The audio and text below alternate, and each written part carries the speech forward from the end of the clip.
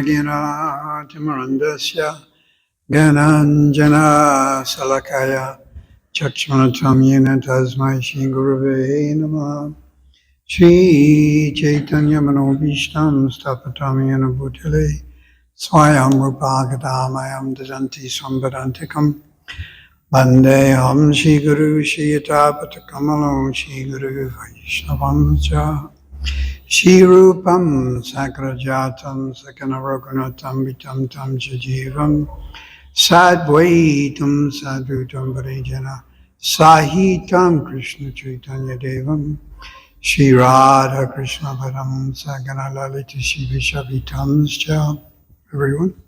Hey Krishna Karana Sindhu Dinabandhu Jagatpate Gopisha Gopikanta Radha Kanta Namos Tapta Kanchan Gaurangi Radhe Vrindavaneshwari Vrishabhanu Surdevi Pranamani Haripri Vanchakalpatrubhyascha Kripa Sindhu Vacha Patitanam Pavanebhyo Vaishnavebhyo Namo Namaha Namo Vishnu Padaya Krishna Prasthaya Bhutale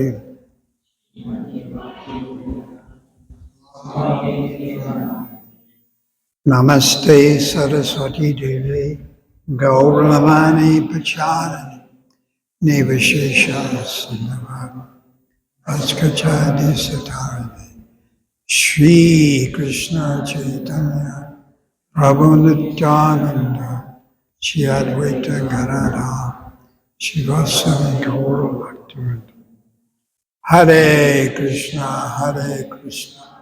Krishna Krishna Hare Hare Hare Rama Rama Rama Hare.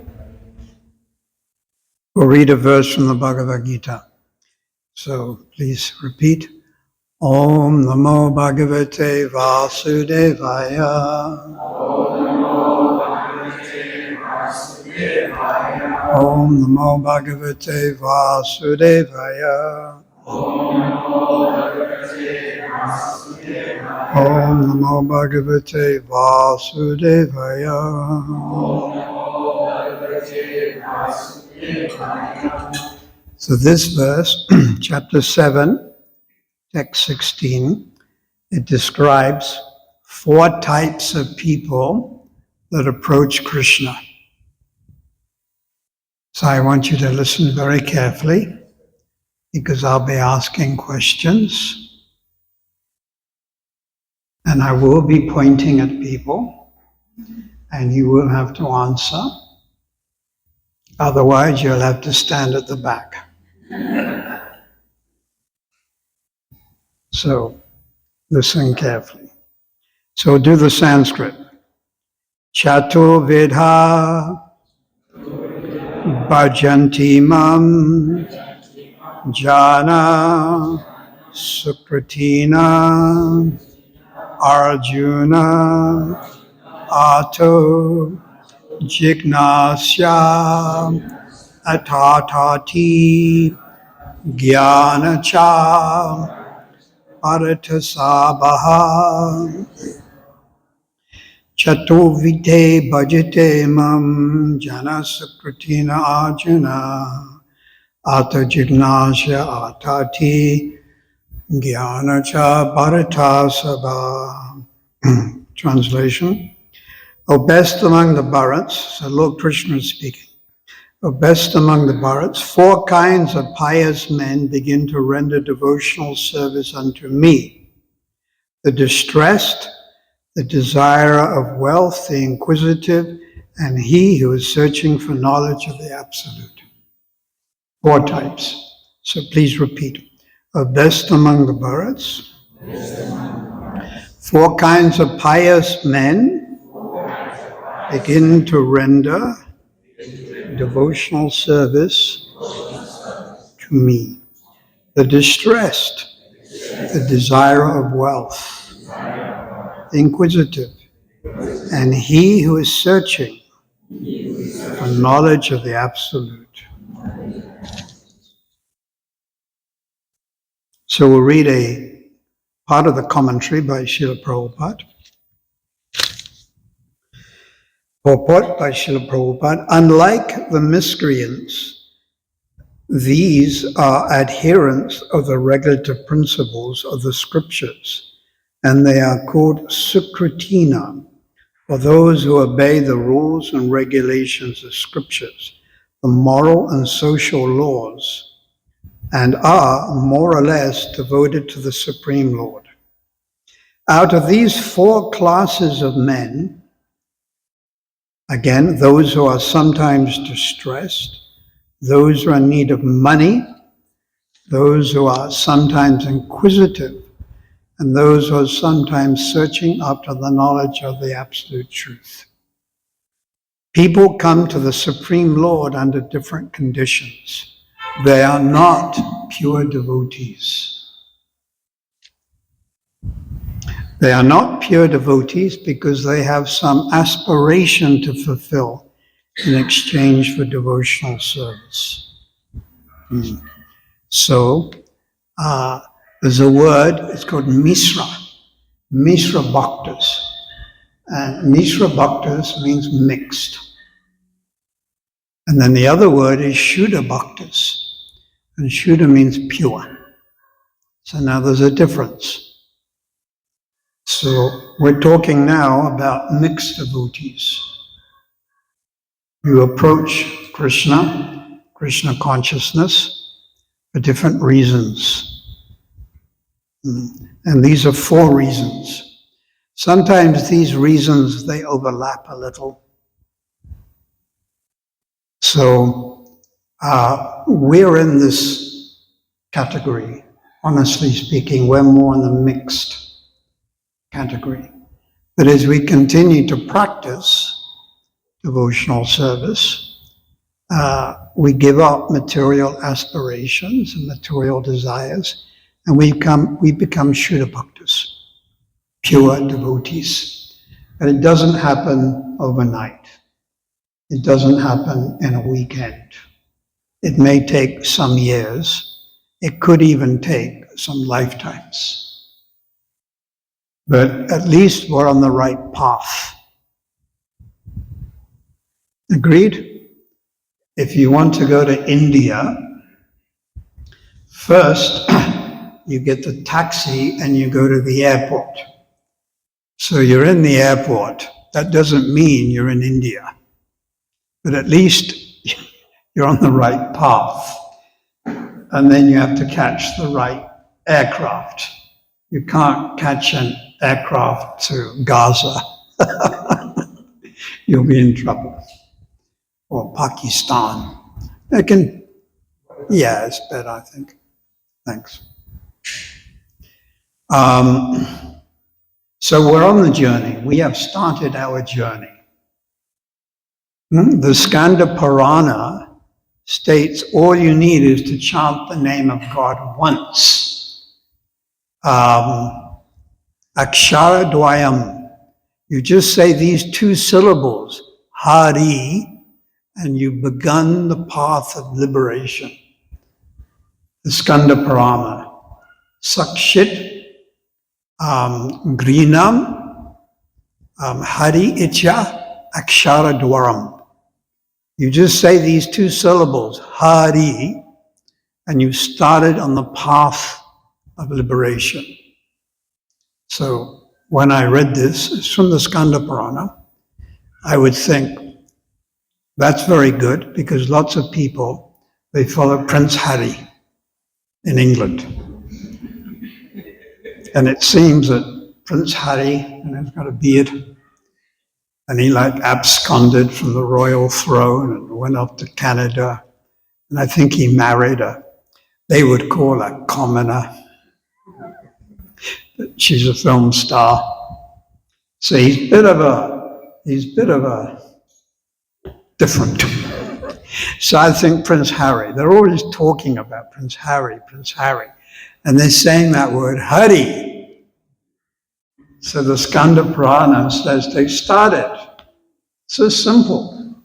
You just say Hari, and you've started on the path of devotion. It's very powerful. names of God. And one of them happens to be Hari. You can call your son Hari.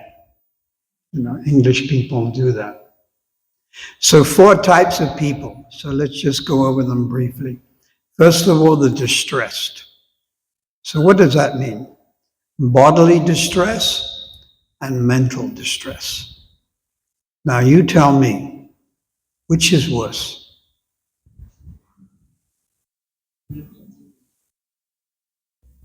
Anyone would like to hazard a guess?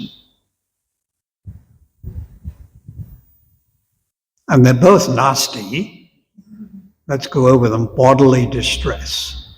COVID, cancer, what else? Oh, tuberculosis.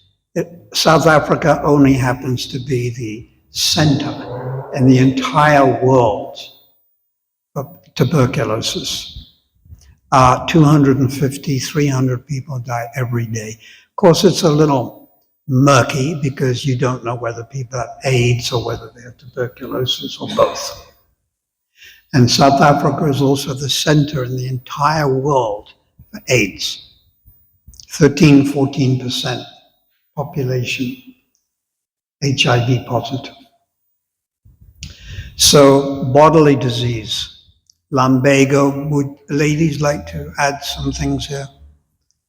Headaches, back pains, front pains, nose pains, ear pains. What else?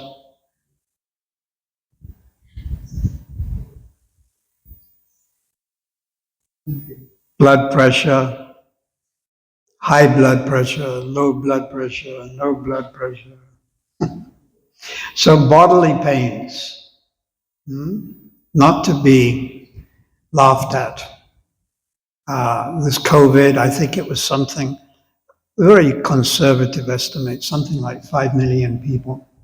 And 100 years ago, they had the Spanish flu, which apparently was a similar thing. And they estimate 50 million people died, Spanish flu. My grandmother had Spanish flu in 1918. In 1918, she lived in London and she had Spanish flu. Now, did she live or did she die? It's a very puzzling question which I'm throwing out to the audience. And I'm sure Raghava Pandit will illuminate us. Did she live or did she die? 1918.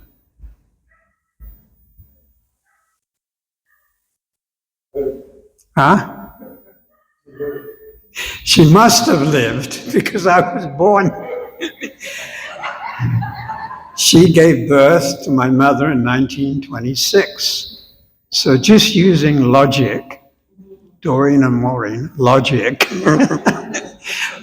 My mother was born, and if she wasn't born, then I wouldn't be born, and then I wouldn't be here talking to you, in 2023. So, yeah, they say 15 million people. So now mental disease. Now tell me something about mental disease. Post-traumatic stress, is that right? And various other mental problems, phobias. What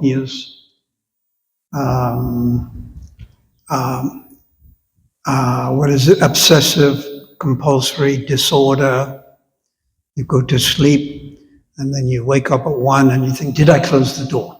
And then you get up and you check it and then you go back to sleep and at 1:30, did I really close the door? And then you have to go and you have to close it 3 times.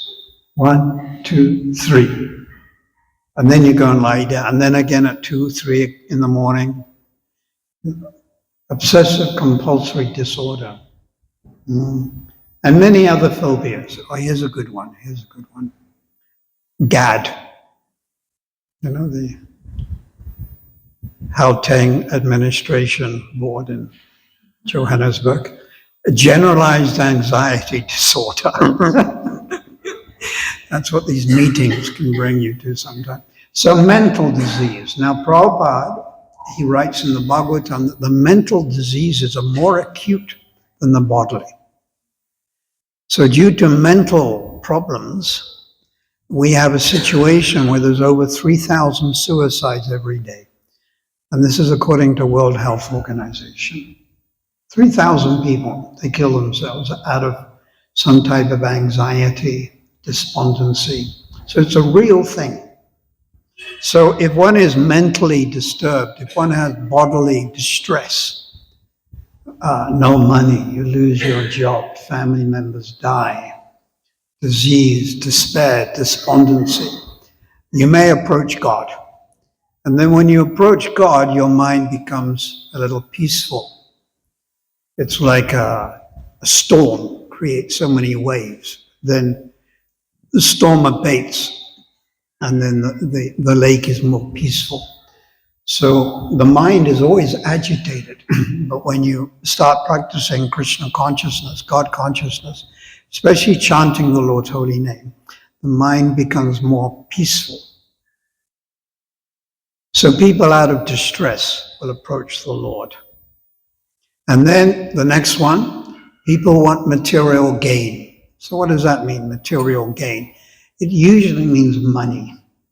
Paisa, paisa, paisa. They want the money. So they approach God. But also it can be for pratista, name and fame.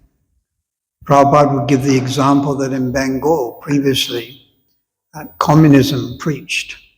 Communism. And it was, West Bengal was leaning towards Marxism, communism, the Naxalites. But the ministers, before election, they'd all go to the temple. They'd all go to a Durga temple or a Krishna temple to get blessings.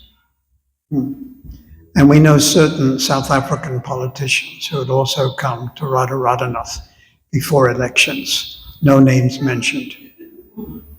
Do we all know who we're talking about? Good, then I will continue. A very nice gentleman, very, very nice. He was my friend. So people approach God for material gain. Money, good wife, good husband, promotion at work. This is usually why, isn't it? We look at the Christians and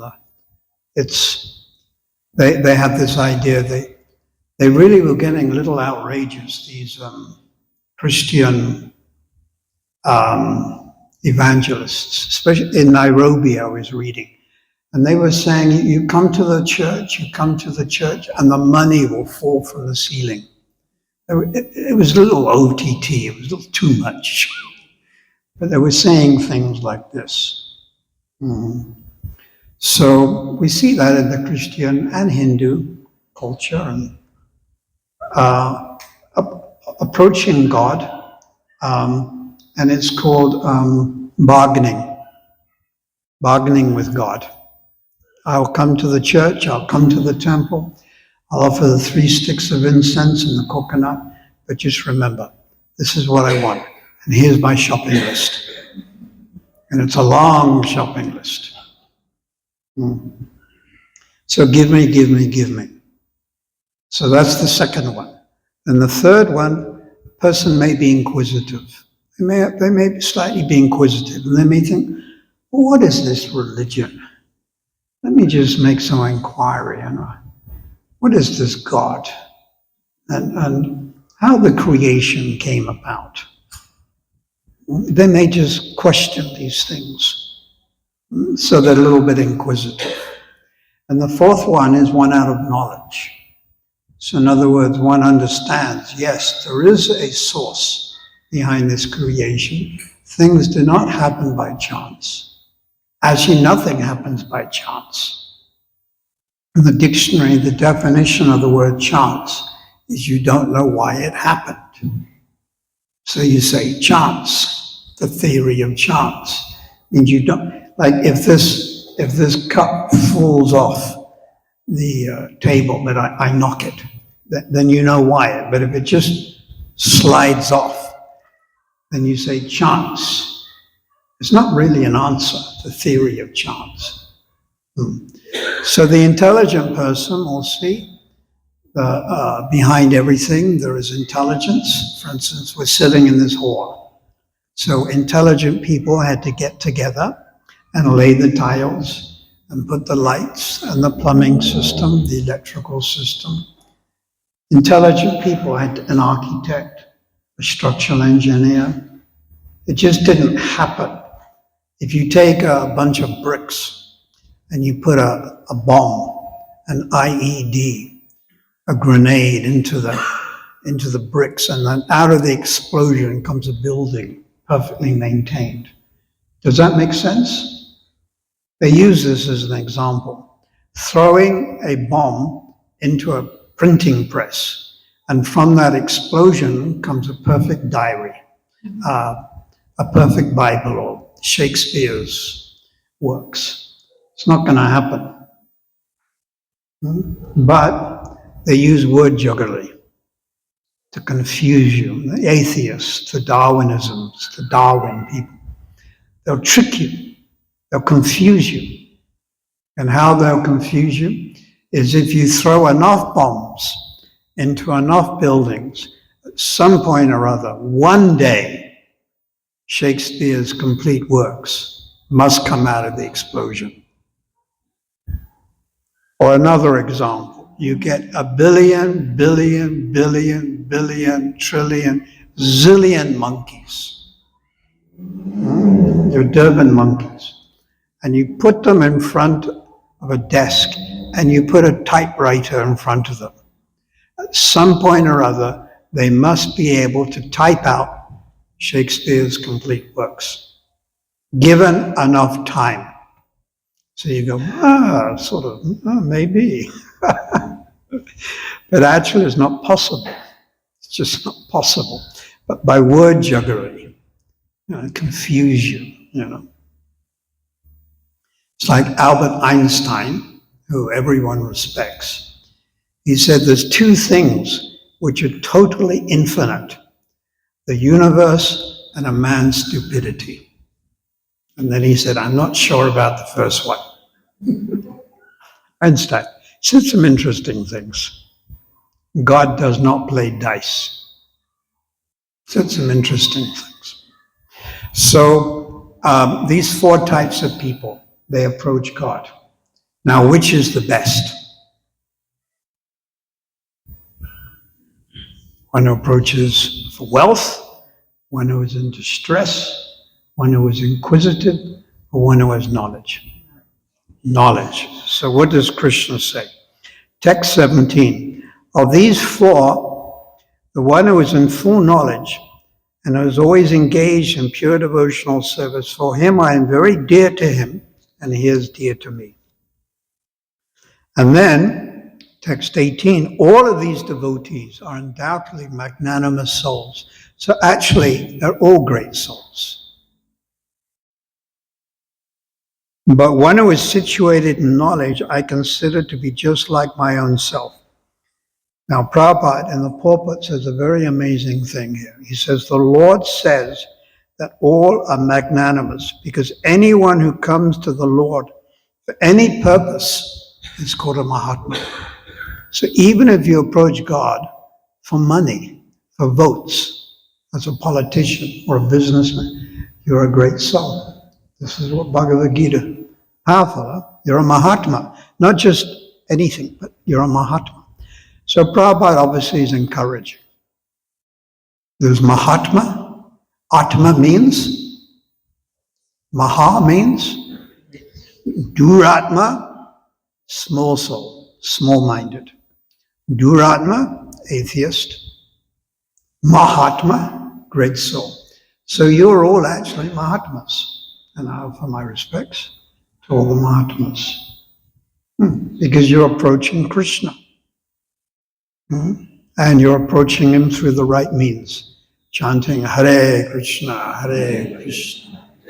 Krishna Hare Hare, Hare Ram, Ram Ram. And you're doing it under the shelter of the Guru Parampara, Bhaktivinoda, Bhaktisiddhanta, and Prabhupada. And you're doing things right. You're following religious principles. So this is very wonderful. So Prabhupada continues, the devotees who want some benefit out of devotional service, that means material benefit, are accepted by the Lord because there's an exchange of affection.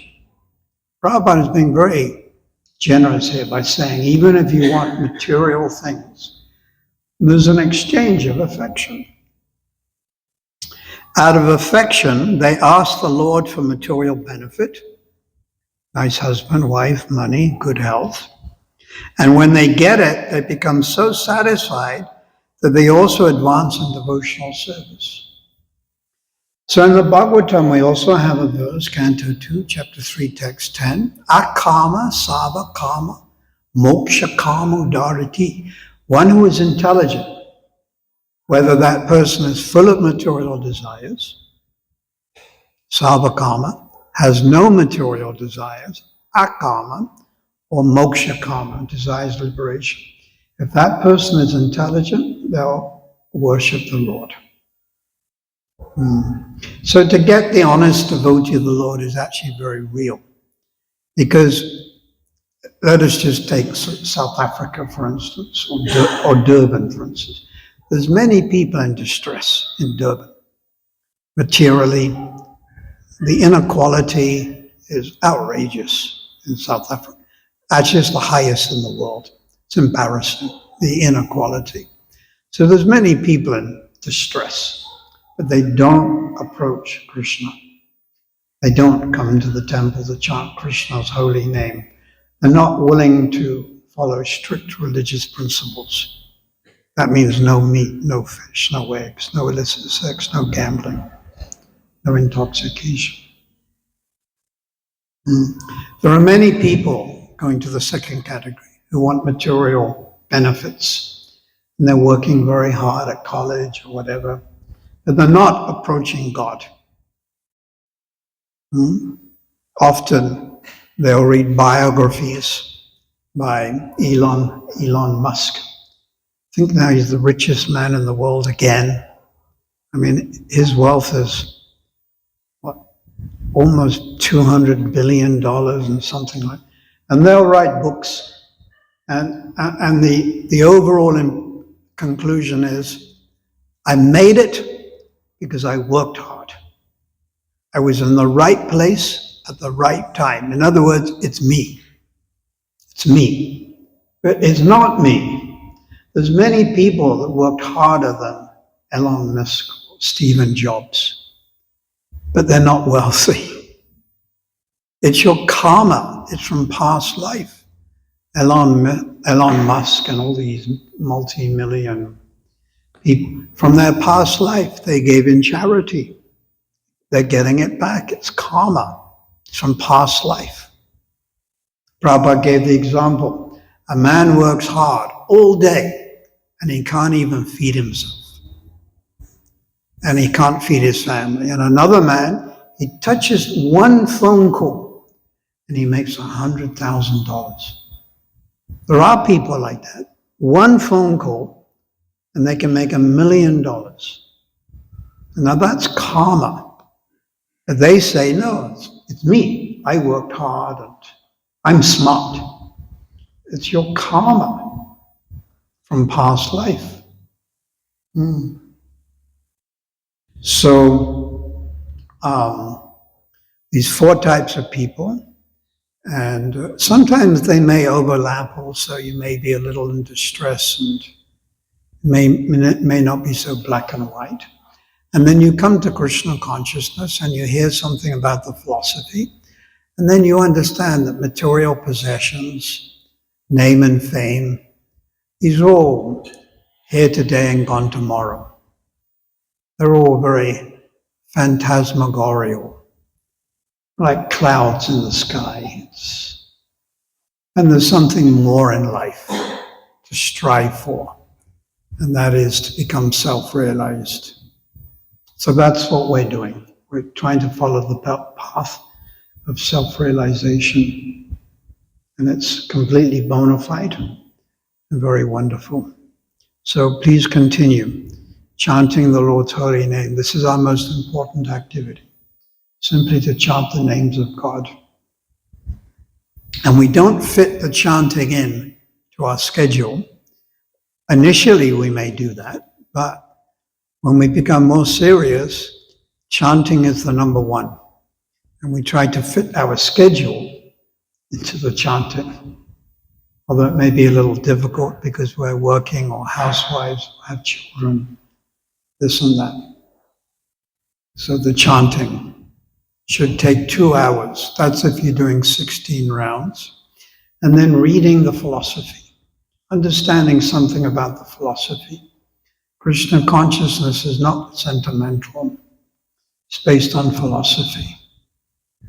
Rajavijja Rajagurum Pavitram Adhamutara Rajavijja, the king of knowledge. So please continue with enthusiasm, utsahan, samutkanta, enthusiasm, and you'll attain the goal. But you're already on the path, so no harm. And then even if you fall from that path, Krishna won't let you go. He's got you. It's like the fish is hooked. You have been hooked. And now they're reeling you in.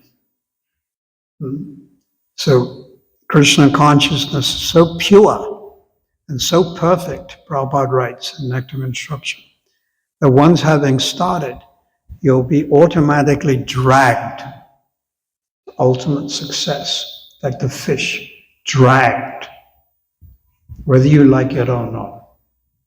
So you've all started. So we can only encourage you to become more enthusiastic, become more serious, and surrender more. Oh, Premanandi, Hari Hari Mo. All right, so question time. So you can start with the questions or comments, please.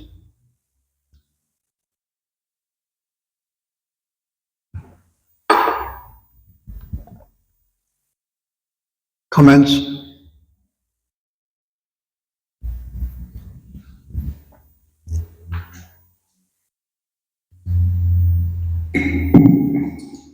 So again, I would like to reiterate how fortunate we are to hear Buddha's discourses. And one of Lord Krishna's qualities is that he is a pleasing talker. So I think Buddha is most certainly viewed with that quality. He's a very sweet talker, and we can gain for an extended period of time. I know in the early days, whenever we heard that Maharaj was giving a talk, most certainly we would be in the assembly. I would just like to add a nice pastime. So I would go to UDW, 1979, 1980, 81, and I would, by myself, and I'd carry a 16 millimeter Bell & Howell film projector with the films. And that film projector weighed at least 15 kilos. And I was very thin in those days. I was actually 49 kilos with my Mahatma Gandhi glasses. So I'd walk across the, whatever it is called, to G2. You know G2? Yeah. He would be sitting in the restaurant, Anshutakirti, looking at me. Anyhow, I would struggle, go to G2, set up the film projector, often by myself, and go around to the front, and there would be maybe 50 or 100 students, or 150. And I'd give a talk. And then I'd show the film. Maybe I'd go with one other devotee, like Dhruvananda. And then we would give out prasad. And they would be those oatmeal biscuits that Mrs. Maharaj used to cook in Unit 10 that I picked up. And he would come at the very end only the oatmeal biscuit. And then I remember we sponsored Science of Self-Realization. And we could give them out free, but if you give it out free, then someone can take it cheaply, you know. So we were asking like 50 cents. So I've got this vision, I think it's pretty correct. And I offered it to you and you wouldn't even give 50 cents. Is that correct? You can't remember. And I do remember giving it to him. Yeah, because I saw his face and it looked very auspicious and shadowish. And I thought, yes, in the future he'll do a lot. So that was UDW, 1979, 1980. It was very interesting in those days. Sometime or other I'll write a book about it, but I'm not sure when. So now my question, right? 4 types of people. So can you tell me? Just one of them? Huh? Distressed. Right. Number 2? Desire wealth. Number 3? Inquisitive. Number 4? Knowledge. Which is the best? Knowledge.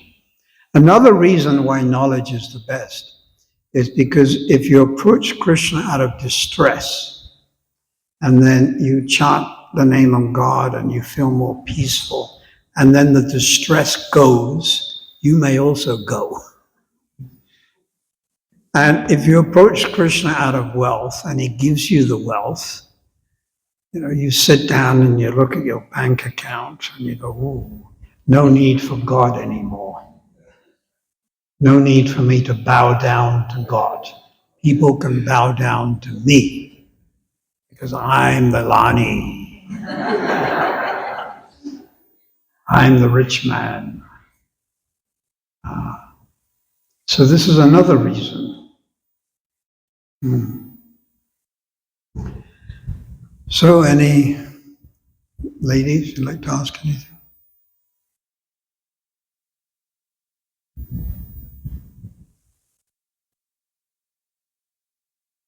Gentlemen? Oh, someone? Hare Krishna Maharaj. Bhagavad Gita, chapter 8, verse 26, mentions that if one passes away at night, he comes back. And one who passes during the day, 8:26. One who passes during the day does not come back. Does this apply to devotees who are in number 4, knowledge? 8:26. According to Vedic opinion, there's 2 ways of passing, one in light, one in darkness. When one passes in light, he does not come back. When one passes in darkness, he returns. Yeah, but what does that mean, light? It means you have knowledge. It doesn't mean at midnight. Obviously, it doesn't mean at midnight.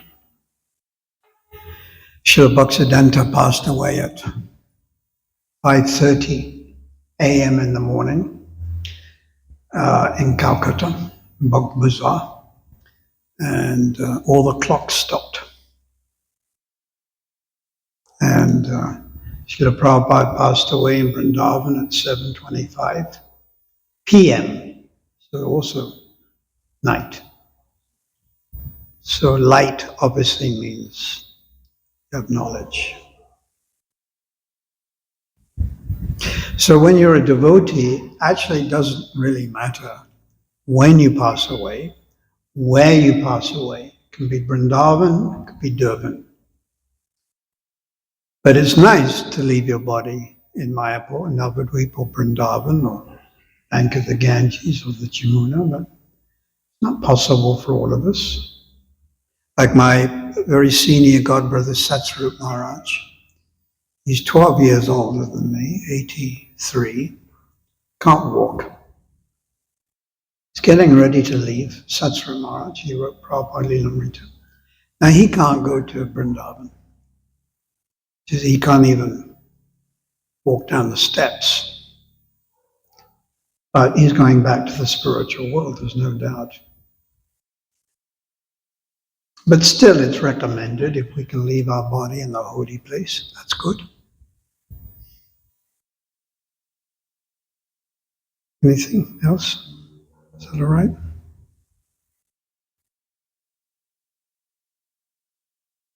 Yes, right. What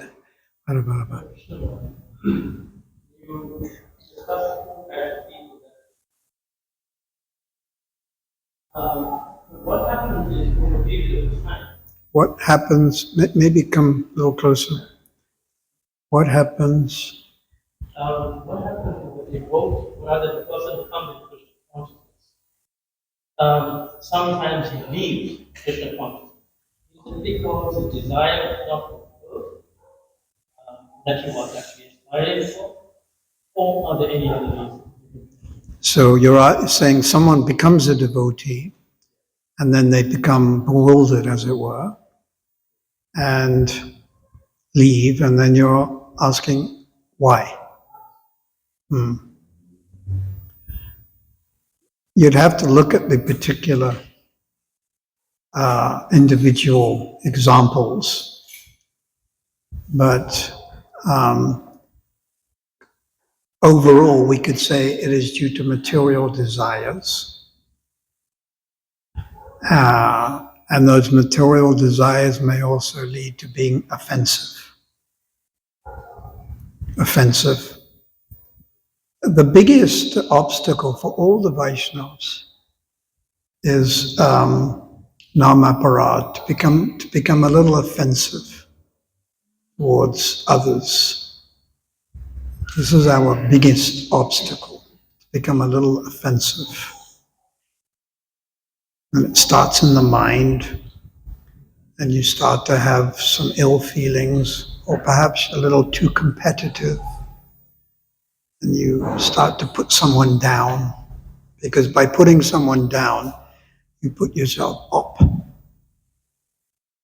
So this is the biggest obstacle.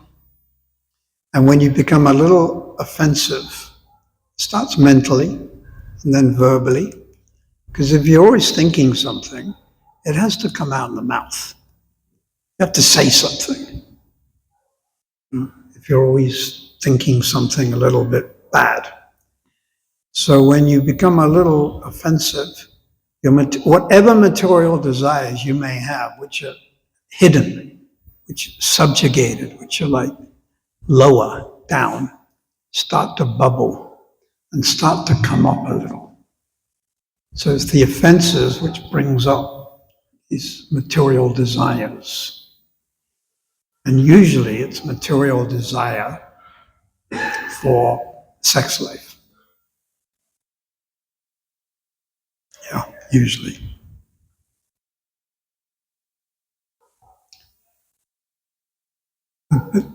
Clearer.